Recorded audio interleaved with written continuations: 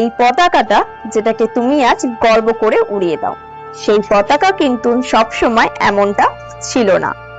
এক সময় এই পতাকায় ছিল না অশোক চক্র, ছিল না এই তিনটি রং। 1906 সালে কলকাতায় যে পতাকা উত্তোলন করা হয়েছিল সেটা ছিল সম্পূর্ণ আলাদা।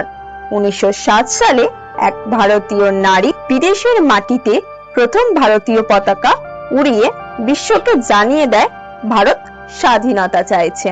তারপর আসে চরকা, স্বনির্ভরতার স্বপ্ন। একটা পতাকা হয়ে ওঠে মানুষের আশা।